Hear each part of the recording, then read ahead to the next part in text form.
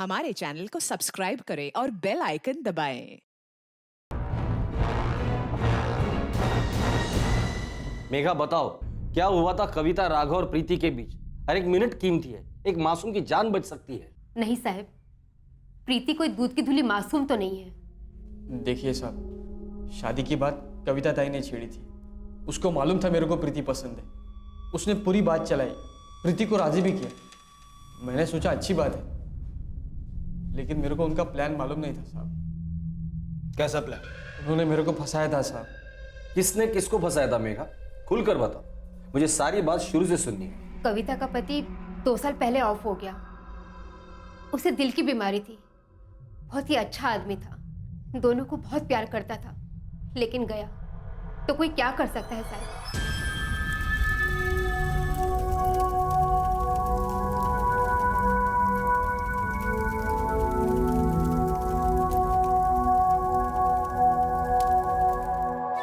साहब, कविता के मर्द की साइड के लोगों ने कविता की कोई मदद नहीं की। उसके हाथ में कुछ भी नहीं था। 18 साल की एक जवान लड़की थी उसकी, तो वो कहाँ जाती? उस दिन वो मेरे यहाँ रहने आ गई। आज से तुम दोनों यहाँ रहोगे और सारा सामान उधर रख दो।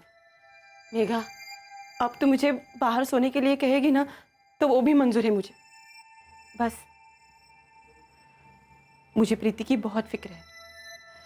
इसके लिए कुछ कमाना चाहती हूँ मैं। तेरी नौकरी की बात की है मैंने, लेकिन मेहनत बहुत है, कर लेगी ना? बस एक मौका मिल जाए, जान लड़ा दूंगी मैं। अच्छी बात है, चल सामान उधर रख दे। चल। हे भगवान, ये बहुत भारी है। प्रीति बेटा, जरा हाथ तो लगा ना। रहने दो मेघा, उसे अकेला छोड़ दो।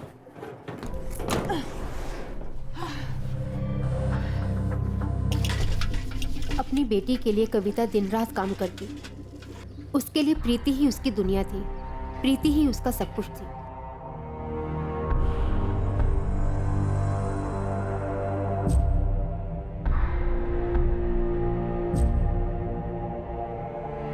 कविता प्रीति के लिए भूखी प्यासी रहने को तैयार थी।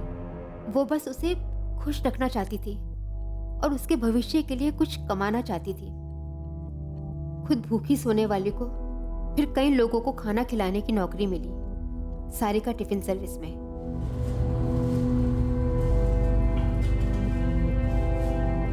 देखते देखते कविता सारिका टिफिन में जम गई और उसने अपनी बेटी प्रीति को भी वहीं काम पर लगा दिया, ताकि प्रीति हमेशा उसकी आंखों के सामने रहे।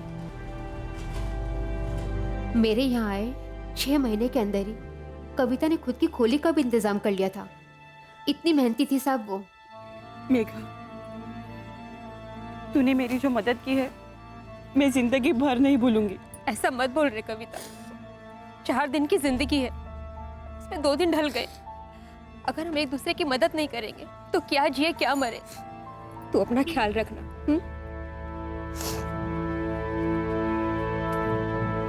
साहब, उनका अपने नए घर में बहुत ही अच्छा चल रहा था, लेकिन शायद कविता ने प्रीति को उसी जगह काम पर लगाकर बहुत बड़ी गलती की। वहाँ वो राघव पांडे वाला मामला शुरू हो गया। ये राघव पांडे रहता कहाँ है? मुझे नहीं मालूम, पर हाँ, मेरे पास उसका नंबर है। कविता ने दिया था एक टाइम।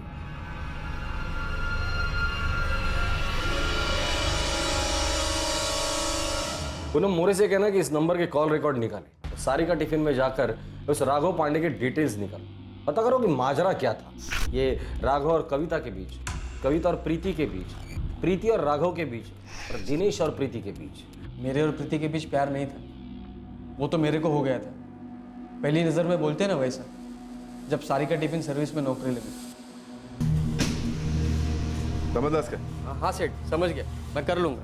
क्या समझ गया? क्या करेगा? मैंने पहले किया है सेठ, आप टेंशन मत लो। ठीक है, काम पे बराबर ध्यान देना, समझ गया ना?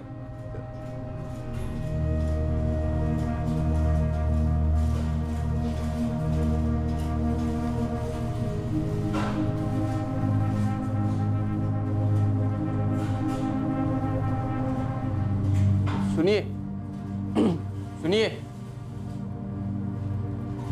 सुनिए। क्या है? ये लाइटर कहाँ है? वहीं जहाँ हर बार होता है, आंखों के सामने। अब आंखों की जगह आलू है तो कोई क्या करे।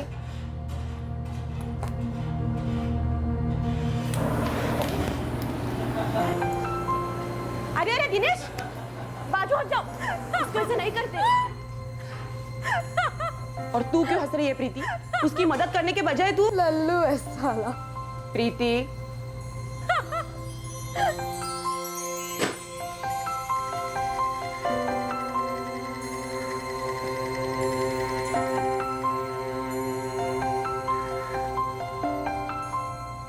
धारा, हाँ, ये नया लड़का दिनेश सीधा लगता है ना? सुना कि ये पीता बीता नहीं है और तम्बाकू भी नहीं खाता है। अच्छा, अच्छी बात है। सुना है अच्छे घर का लड़का है, माँ बाप का इकलौता लड़का है वो। हाँ, वो तो पता लगता है देखने के बाद। भाई गो, इसकी शादी की उम्र भी हो गई है ना? होगा, जिससे भी शादी करेगा ना सुखी रहेगी लड़की।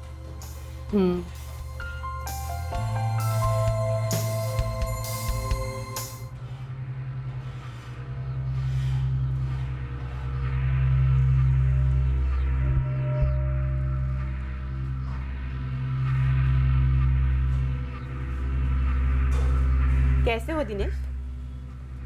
मैं ठीक हूँ कविता ताई, आप कैसी हैं? अच्छा लग रहा है यहाँ पे? हाँ, सब अच्छा है।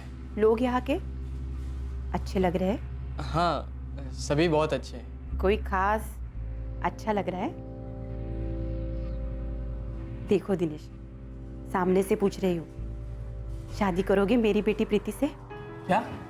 मैंने कहा शादी करोगे मेरी बेटी प्रीति से? हाँ, वो मैं तो करूँगा, लेकिन वो नहीं करेगी। वो तो मेरी तरफ देखती भी नहीं है। अरे वो तो बच्ची है, उसे कुछ दिखता नहीं है क्या खरा है क्या खोटा है। अगर मैं प्रीति को मना लूंगी तो तुम अपने माँ बाप को मना लोगे? वो मेरा कहा कभी नहीं टालेंगे। तेरे मुंह में घी शक्कर।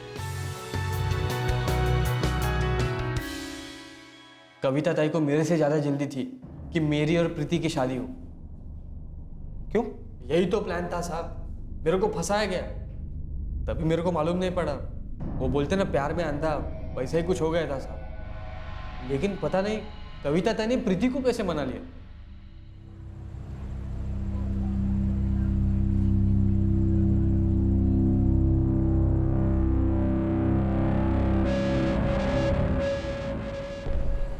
तो सो जा, मैं बाद में सो जाऊंगी। बात करनी है, जरूरी है। बहुत जरूरी। बोल।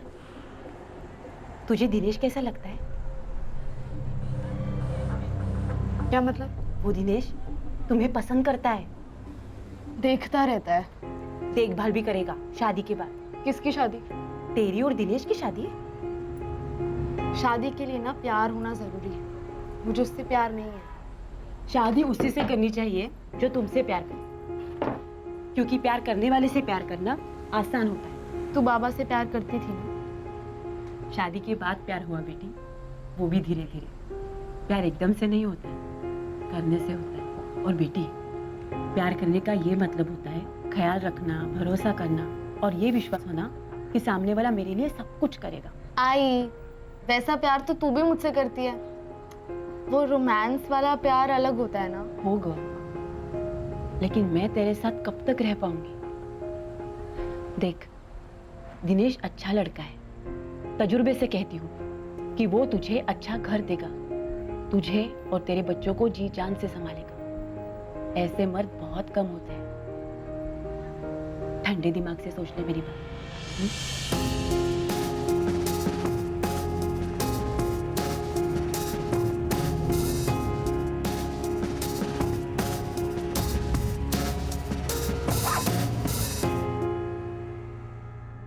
प्रीति मान गई साहब, कविता ताई ने उसे मना लिया। और तेरे घर वाले भी मान गए? ऐसे साहब, एक हफ्ते में मंगनी हुई और अगले 1 महीने में शादी। और 2 महीने में तुम लोग अलग भी हो गए? चलो बता भी दे, अलग क्यों हुए? साहब मैंने बोला ना, हम लोगों की जमती नहीं थी। वो मेरे से प्यार नहीं करती थी साहब। तुझे क्या लगता है तेरी कहानी पर हम लोग विश्वास कर लेंगे? प्यार से पूछ रहे हैं तो प्यार से बता दे। अगर पिटाई का तड़का लगाएंगे ना तो पूरा जल जाएगा।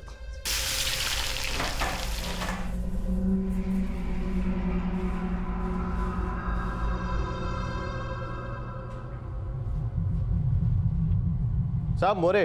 हाँ बोल मोरे। साहब जिस दिन से कविता शिंदे का मर्डर हुआ है उस दिन से राघव पांडे भी काम पर नहीं है। और क्या पता चला वहां से? सर दिनेश ने जो कुछ भी हमें बताया सब सच है। यहाँ पे दिनेश और प्रीति के बारे में सबको पता है, लेकिन राघव और कविता के बारे में किसी को कुछ नहीं मालूम, और ना ही राघव और प्रीति के बारे में पता है। ठीक है मेघा, तुमने हमें बताया कि प्रीति और दिनेश की शादी हुई, उसके 2 महीने बाद वो अलग हो गए। ये राघव बीच में कहाँ से आ गया? मुझे तो बस उतना ही मालूम होता था जितना कविता मुझे बताती थी, और मेरे अलावा राघव और कविता के चक्कर के बारे में किसी को कुछ भी नहीं मालूम था। ये राघव और कविता का अफेयर सारिका टिफिन में ही शुरू हुआ था। हाँ साहब, राघव सारिका टिफिन सर्विस में पहले से ही काम करता था, कविता के काम शुरू करने से भी पहले। और जब कविता ने वहाँ काम शुरू किया तो राघव उसके साथ हंसी मजाक करता, जो कविता को भी पसंद था। अरे कविता जी, ये कोल्हापुर की लवंगी मिर्ची तो बड़ी जबरदस्त है। ये हाँ अरे वो हम कोल्हापुर साइड के हैं ना, वहाँ की मिर्ची ऐसे ही रहती है, एकदम कड़क और कड़क। हाँ, बिल्कुल आपके जैसी। क्या कुछ भी बोलता है पागल। अरे सच कह रहा हूँ, आपको अंदाजा नहीं है। आप आसपास होती है ना तो मेरा दिल दिमाग पूरी बॉडी करंट मारती है। बस बस फालतू बातें मत कर, एक तो तू मुझसे इतना छोटा दिल है। तो बड़ा है ना कविता जी। मेरे पति को मरे हुए 2 साल ही हुए, और मेरी बेटी के हाथ भी पीले करने हैं। मैं ये नहीं कहूँगा कविता कि मैं इंतज़ार करूँगा, क्योंकि ज़िंदगी बहुत छोटी होती है और जवानी उससे भी ज़्यादा छोटी। मैं जानता हूँ कि तुम भी मुझे पसंद करती हो, सच है। पर जिंदगी की कई दूसरी सच्चाइयाँ भी हैं। राघव, हम दोनों के बीच कुछ नहीं हो सकता, तो समझता क्यों नहीं है? मैं आगे की नहीं सोचता कविता, और ना उसको समझता हूँ। जो कल था और जो कल होगा वो सच नहीं है, सच अभी है। ये सच है। लेकिन ये सच हम दोनों के बीच रह पाएगा? तुम्हारी कसम कविता, मेरी तरफ से कभी किसी को पता नहीं चलेगा कि हम एक दूसरे के। मेरी तरफ से भी।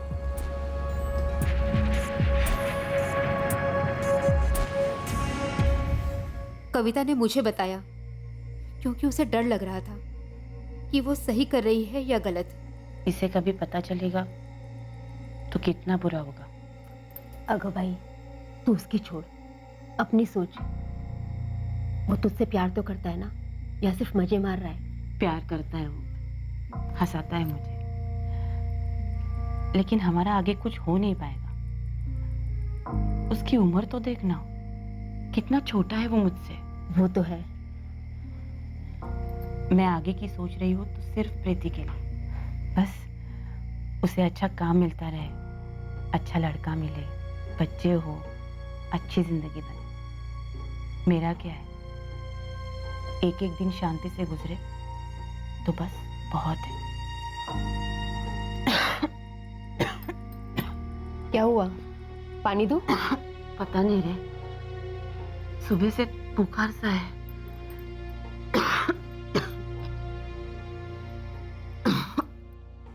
मैं कभी कभार आती जाती रहती थी उन दोनों का हालचाल पूछने, लेकिन 1-2 हफ्ते के अंदर ही कविता की हालत बहुत ज़्यादा खराब हो गई, तो डॉक्टर ने कहा कि खून की जांच करवाओ। हाँ कविता जी बैठिए। Blood reports?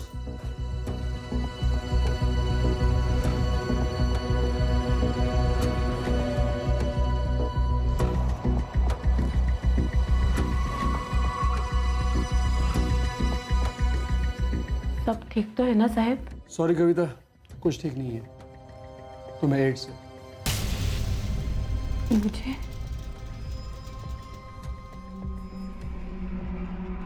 दूसरे ही दिन राघव के खून की भी जांच करवाई, उसे भी एड्स था। कैसे हो गया कुछ समझ नहीं आ रहा। मैंने तो बाहर कभी कुछ किया भी नहीं। तुम्हें लगता है मैंने किया है? हाँ? अब हवा में से तो नहीं हो सकता है ना ये। अब सोच के भी क्या फायदा है। बीमारी आ गई है तो आ गई, दवाई करेंगे, लड़ेंगे। और मेरी तो लाइफ बर्बाद हो गई ना कविता। तो मेरी नहीं हुई है राघव? अभी तो मेरी बेटी की शादी भी करवानी है मुझे। हमारे मिलने के पहले से तुझे ये बीमारी रही होगी। उल्टा चोर कोतवाल को डांट रहा है, जबकि दोनों भी काल कोठरी में बंद है। राघव, प्रीति के आने का वक्त हो गया, तुम जाओ यहां से।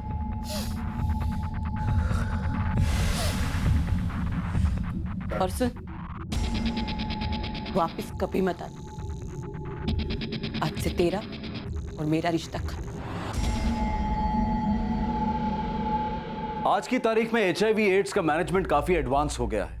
पेशेंट्स कई सालों तक ज्यादा स्वस्थ और बेहतर जिंदगी बसर कर सकते हैं और कर रहे हैं। लेकिन सरकारी सब्सिडीज के बावजूद HIV एड्स के ट्रीटमेंट और पेशेंट्स के पुनर्निवास की कॉस्ट काफी हाई होती है। पेशेंट और उसके परिवार वालों के मानसिक तनाव का लेवल तो कुछ और ही होता है। इस केस में इन सभी मुश्किलों के साथ इस बीमारी ने वैसे ही फ्रैक्चर्ड परिवार को और तोड़ दिया और उसे एक दर्द और धोखे की खाई में धकेल दिया।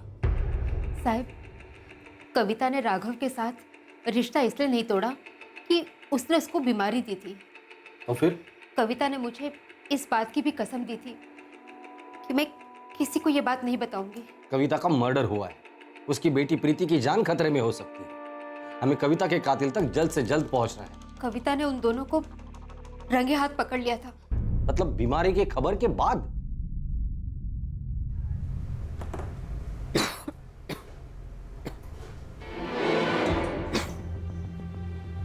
क्या रे कविता, कितना खांस रही है?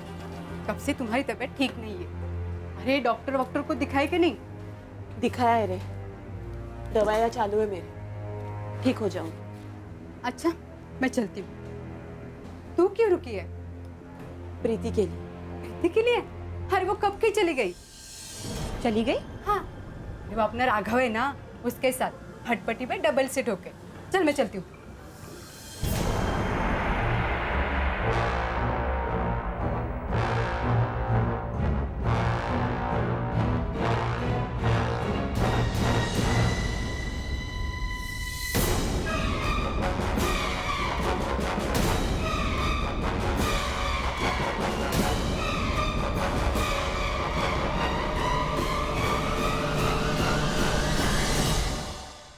मतलब राघव का कविता और प्रीति दोनों के साथ अफेयर था? हाँ साहब, पर कविता कुछ बोल नहीं सकती थी। उसके मुंह में ऐसा गर्म निवाला था जिसको वो ना चबा सकती थी, ना निगल सकती थी और ना ही थूक सकती थी। अगर वो प्रीति को कुछ भी बताती तो उसका राघव के साथ चक्कर और बीमारी दोनों का भांडा फूट जाता। फिर भी उसने प्रीति को समझाने की बहुत कोशिश की। मैं थोड़ी देर बाद फोन करती हूँ, रात को। हाँ, बाय। 11 बज चुके हैं और किसे फोन करने वाली इतनी रात गए? है एक दोस्त। आदमी है? तू भी जानती है उसे? मैं उसे जानती ही नहीं, पहचानती भी हूँ। प्रीति, कल से तू उस राघव पांडे से बात तक नहीं करेगी। कल से नहीं, आज रात से। ओहो, तो तू जासूसी कर रही है मुझ पर?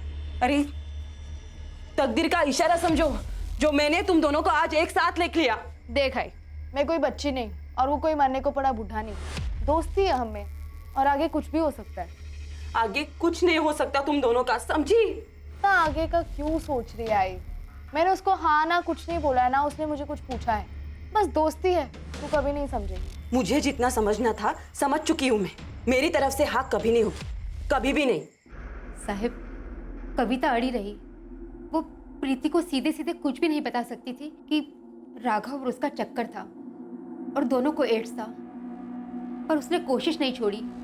उसने प्रीति को जैसे तैसे राघव के चंगुल से निकालकर दिनेश के साथ जोड़ दिया। जोड़ दिया या गले बांध दिया? नहीं साहब, दिनेश तो पहले से ही पसंद करता था प्रीति को। और प्रीति वो कैसे तैयार होगी? वो लड़की तो ना जिंदगी से कुछ सीखती है और ना आगे के बारे में कुछ सोचती है।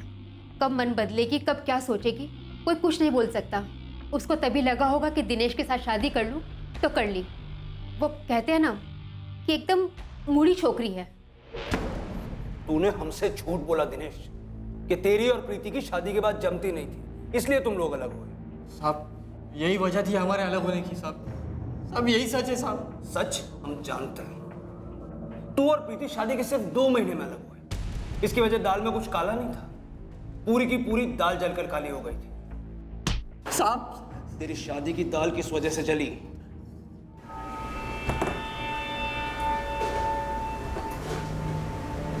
प्रीति, थोड़ी इमली ले आएगी? मैं अभी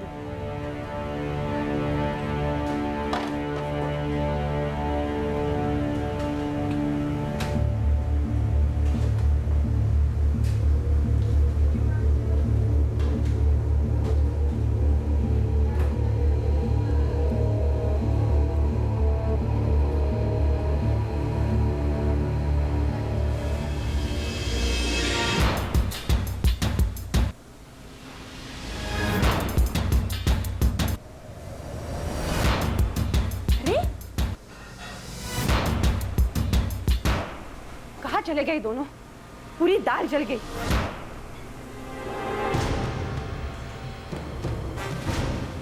क्या हुआ दिनेश बेटा? धोखा हुआ है।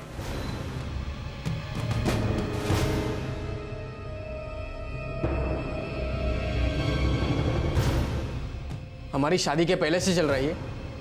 हाँ। नहीं। आप बीच में मत बोलिए। कविता ताई को मालूम था? हाँ मालूम था।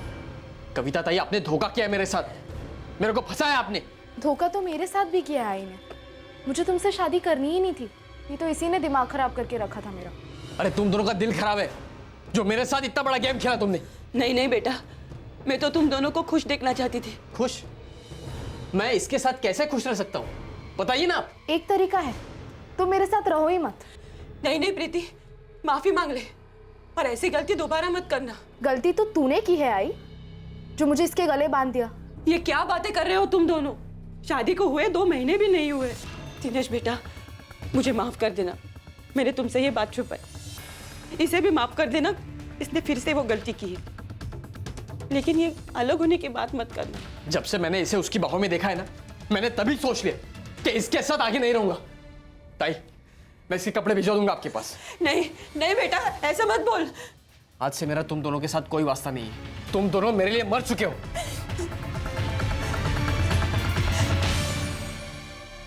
तुम दोनों मेरे लिए मर चुके हो, यही कहा था ना तुमने कविता से? गुस्से में था साहब, इसलिए कह दिया। और गुस्से में कर भी दिया, कविता को खत्म कर दिया। नहीं नहीं साहब, नहीं, आई शपथ नहीं। प्रीति का है और राघव का है, या ये पूछूं कि दोनों की लाशें कहाँ हैं? साहब, हम दोनों को अलग हुए 1 साल होने को आ रहा है साहब। हम सभी लोग सारिका टिफिन सर्विस में काम करते थे, लेकिन मैं उन तीनों से बात करना तो दूर, उन लोगों की तरफ देखता भी नहीं था साहब। अब आप किसी को भी पूछ लो, सभी जानते हैं। सब एड्स वाली बात भी जानते हैं? कौन सी एड्स वाली बात साहब? वही एड्स वाली बात जिसे सुनकर तुम्हारा दिमाग चकरा गया और तुमने कविता का खून कर दिया, और शायद प्रीति का और राघव का भी। आप क्या बोल रहे हैं? किसको एड्स है, बताइए। साहब, ये एड्स वाली बात सिर्फ राघव, कविता और मुझे ही मालूम थी। कविता इतनी बीमार थी, दवाइयां ले रही थी, और प्रीति को कभी भनक तक नहीं लगी। उस लड़की को अपनी नाक के आगे कुछ दिखता ही नहीं साहब। फिर प्रीति को कब और कैसे पता चला, या कभी पता ही नहीं चला? इसके पहले कि पानी सर से ऊपर चढ़ जाता, कविता ने प्रीति को सब कुछ बता दिया, सब कुछ। छूना मत मुझे। बेटे, तुझे लगता है कि मेरे छूने से तुझे वो बीमारी होगी? नहीं होगी, लेकिन अगर तूने उस राघव के साथ संबंध रखे ना, तो वो तुझे भी वो बीमारी दे सकता है जो मुझे दी है। घिन आती है मुझे तुझसे। चलेगा, आने दे। शायद मेरे तकदीर में लिखा था ये सब, लेकिन बेटी, अगर सब कुछ जानते हुए भी तूने उस राघव के साथ संबंध रखे, तो ये तकदीर का खेल नहीं, ये खुद की हुई बेवकूफी होगी। बहुत देर हो चुकी है। क्या तूने उसके साथ संबंध जोड़ दिए? दिल जुड़ गया है और कोई बीमारी अब उसे तोड़ नहीं सकती। साहब, मुझे इस सब के बारे में मालूम नहीं था साहब। अगर राघव को एड्स है तो हो सकता है शादी के पहले उसने बीमारी प्रीति को दे दी हो और प्रीति ने मुझको। जब तक केस सॉल्व नहीं हो जाता तुम अकोला छोड़कर नहीं जाओगी। फिलहाल घर जा सकते हो। साहब, मुझे जितना मालूम था मैंने सब कुछ बता दिया है आपको, पूरा का पूरा सच।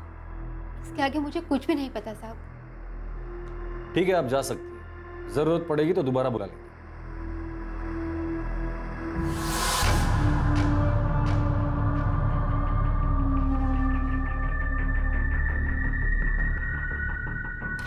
सर, मुझे नहीं लगता इस दिनेश का मर्डर में हाथ है। कविता प्रीति और राघव के रिश्ते के खिलाफ थी। हो सकता है कि प्रीति ने कविता को मार डाला हो या प्रीति और राघव ने मिलकर कविता को मार डाला। सर, ये जानते हुए कि राघव उसकी माँ का प्रेमी रह चुका है और उसकी माँ को एड्स उसी के कारण हुआ हो सकता है, प्रीति अपनी मर्जी से उसके साथ जाएगी। यादव, जब दिल में आग लगती है ना तो दिमाग जल जाता है और जमीर जलकर राख हो जाता है।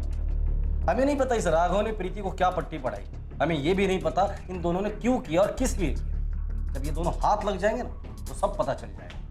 सर, राघव के मोबाइल के सर्विस प्रोवाइडर से उसके घर का पता चल गया।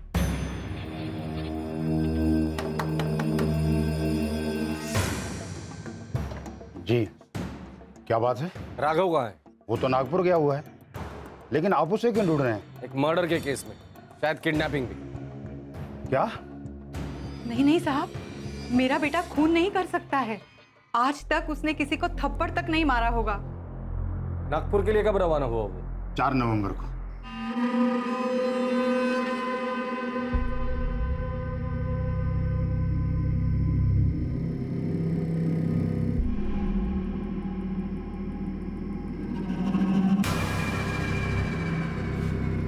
राघव बेटा, एक तो इतनी रात गए लौटे हो, अब कहाँ जा रहे हो? बाबा, नागपुर की लास्ट ट्रेन है, कल सुबह एक नई नौकरी की बात करने जाना है। बेटा, इस नौकरी को क्या हो गया? बस मैं यहाँ मन नहीं लगता और वहाँ तनख्वाह भी अच्छी है। पहले ही तेरी तबीयत ठीक नहीं है, अब तू दूसरे शहर में जाके काम करेगा। कौन सी जगह है ये? क्या नाम है कंपनी का? बाबा, फोन करके बताता हूँ ना सब कुछ, अभी मुझे लेट हो रहा, जाने दो। साहब, आज उसका फोन आया था, कह रहा था कल से बात पक्की होगी तब कंपनी वगैरह का नाम बताऊंगा। वो आपको कांटेक्ट कैसे करता है? उसका मोबाइल तो बंद है। सर, उसने बताया कि उसका मोबाइल खराब हो गया, इसलिए उसने पीसीओ से फोन किया था। आपके मोबाइल पर? जी हाँ। मुझे उस पीसीओ का नंबर चाहिए। जी।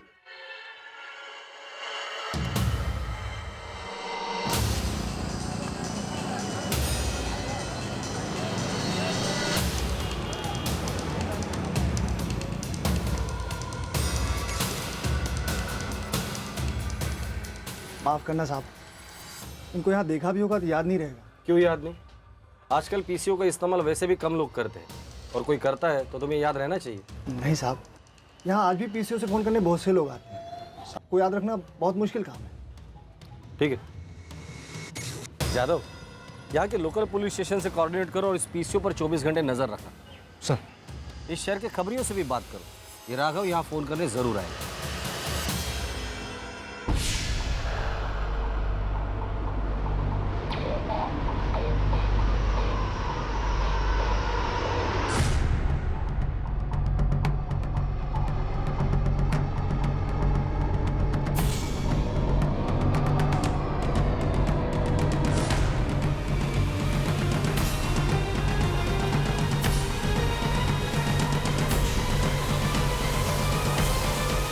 आ गया सर। पकड़ना नहीं, पीछा करना उसका, लड़की तक पहुंचना है। उम्मीद करता हूँ कि लड़की जिंदा होगी। सर,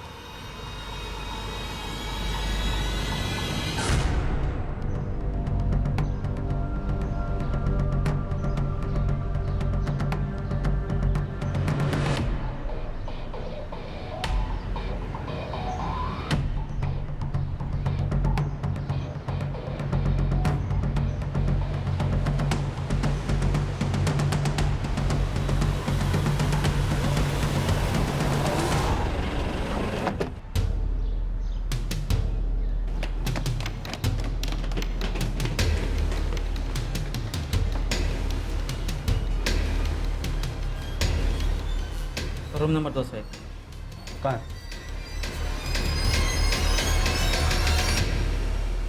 प्रीति के साथ क्या हुआ था?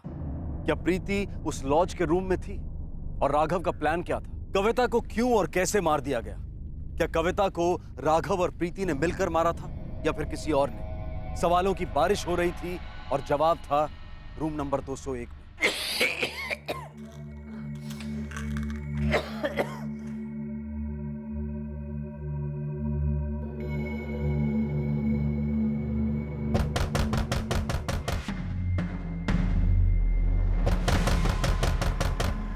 कौन है? पुलिस, दरवाजा खोलो।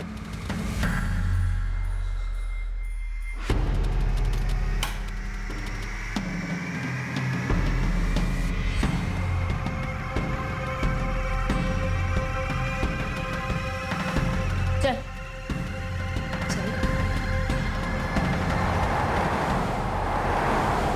साहब, मैं प्रीति से प्यार करता हूँ। एड्स हो या कैंसर हो या जो भी हो, जब प्यार हुआ था मुझे थोड़ी मालूम था, और ये प्यार के बाद भी हो सकता है या शादी के बाद भी।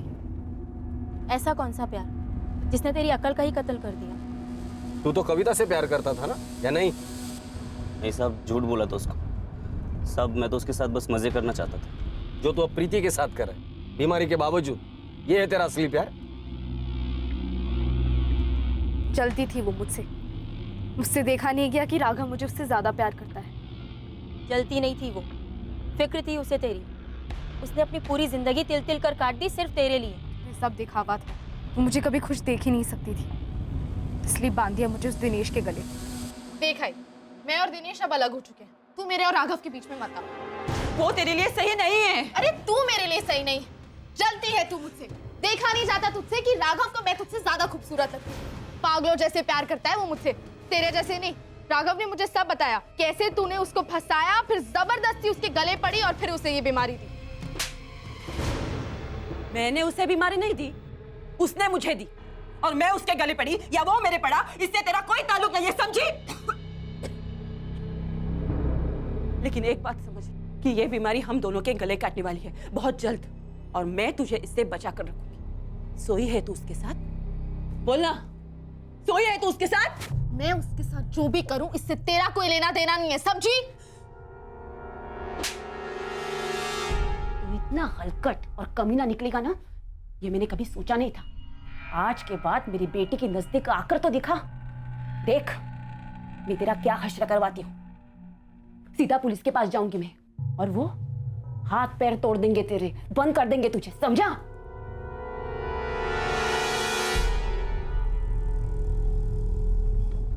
मैंने जब सुना कि आई ने राघव पर हाथ उठाया, मुझे बहुत गुस्सा आया।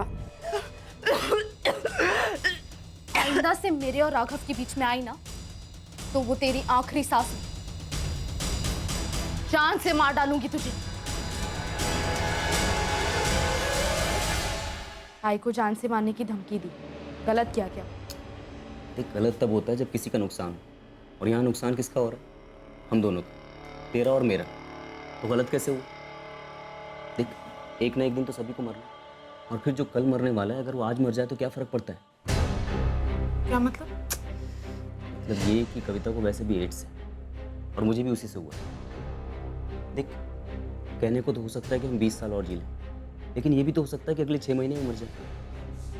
देख, मुझे इंतजार नहीं करना है। अगर तू मेरा साथ दे तो हम उसको आज़ाद कर सकते हैं। मतलब आई को मार डाले? सोच, कितना बड़ा सरदर्द खत्म हो जाएगा। उसके पास पैसे हैं, कहने भी, हम तब तक मज़े करेंगे जब तक मैं जिंदा हूँ, और फिर जिंदगी मज़े मारने के लिए तो है ना? मैं थोड़ा सोचकर बताऊं? पहले बोल के करते हैं, उसके बाद सोचेंगे कैसे करना है। और हाँ, ज़्यादा मत सोचते, उसमें टाइम जाता है, और अपने लिए टाइम ही सब कुछ है ना? मैंने काफी सोचा और मुझे यही सही लगा कि आई को चले जाना चाहिए। पहले प्रीति ने बात छेड़ी थी, और वो नहीं छेड़ती तो मैं छेड़ता साहब खुद। साहब, मुझे जल्दी थी, बहुत ज़्यादा जल्दी थी। मैंने कविता को मारा, लेकिन मुझे रत्ती भर भी अफसोस नहीं है। लेकिन हमारा प्लान थोड़ा गलत हो गया। गलती मेरी थी, गुस्सा काबू में नहीं रहता ना।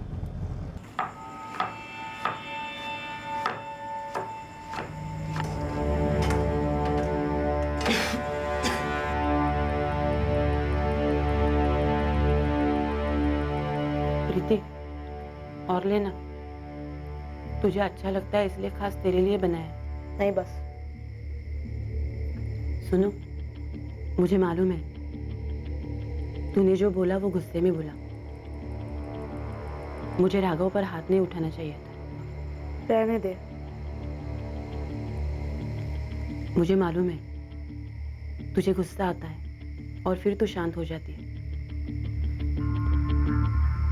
तुझे मेरे लिए प्यार है अभी भी, है ना? हाँ।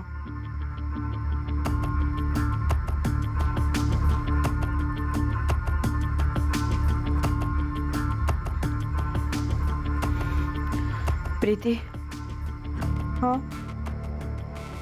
थोड़ी देर मेरा हाथ पकड़ लेगी बेटा? ठंड लग रही है।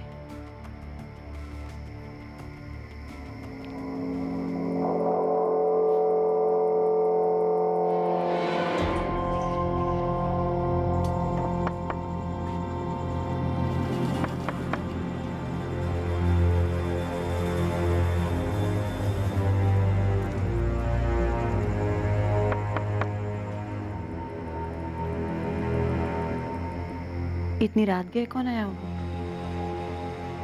मैं देखती हूँ।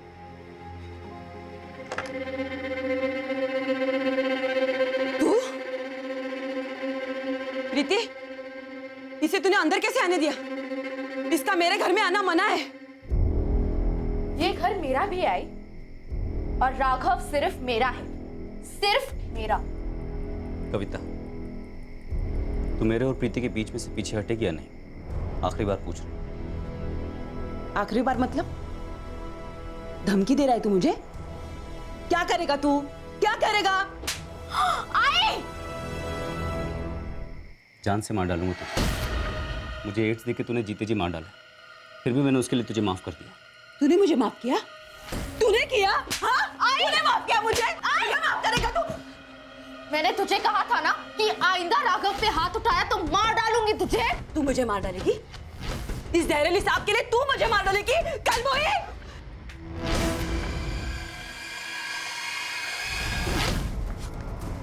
क्या किया तूने? पागल हो गई क्या? कितना सारा खून बहा दिया उसका। ऐसे थोड़ी मार रहा था इसको। संजय, विनीता, बचाओ, बचाओ।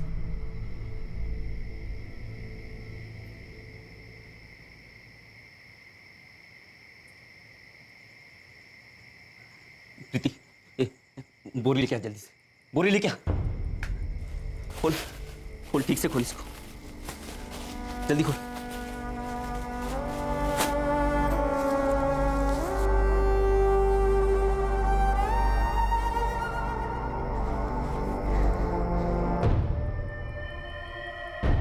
ये उसी का फोन है ना? हाँ? तेरा फोन कहाँ है? फोन कहाँ है?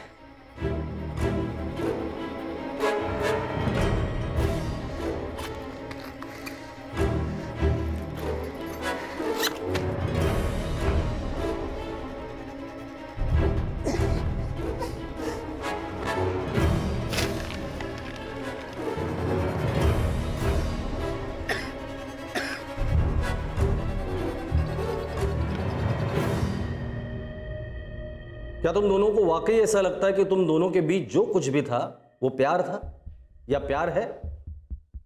नहीं, प्यार नहीं, नफरत, हैवानियत और लालच था। तुमने एक ऐसी औरत की जान ली है जिसने तुम्हें प्यार और भरोसे से सींचा था। तुमने तो अपनी मां को ही मार डाला जिसने तुम्हें अपने पेट में और बाहर की दुनिया में अपने खून से सींचा था। अब फिर से एक बार सोचो, तुम दोनों के बीच जो कुछ भी था वो प्यार था या जानलेवा बीमारी?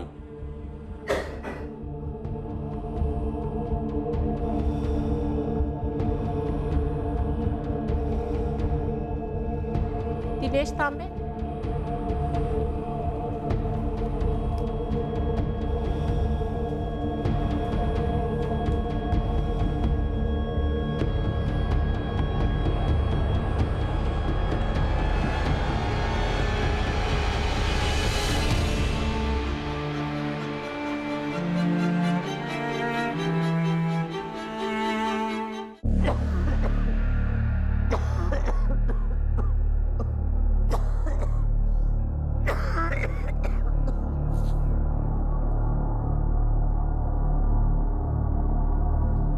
ए प्रीति शिंदे, तेरी मेडिकल रिपोर्ट्स आ गई हैं।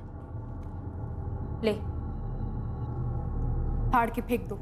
अरे जानना नहीं है कि तेरा रिजल्ट क्या आया है? नहीं।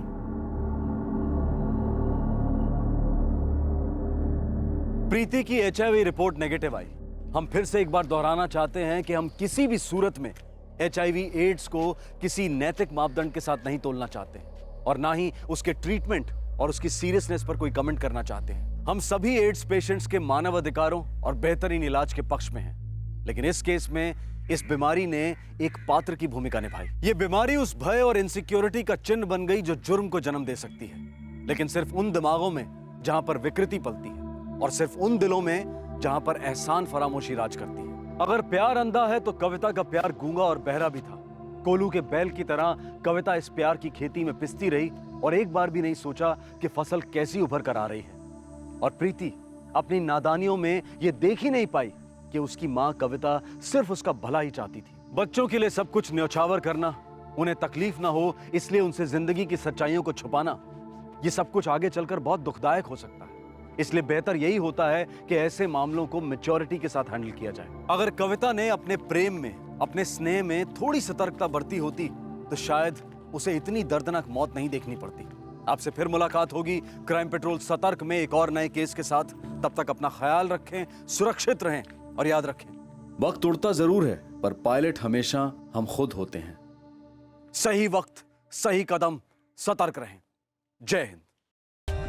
For more updates, subscribe to our channel, click the show links and enjoy watching the videos.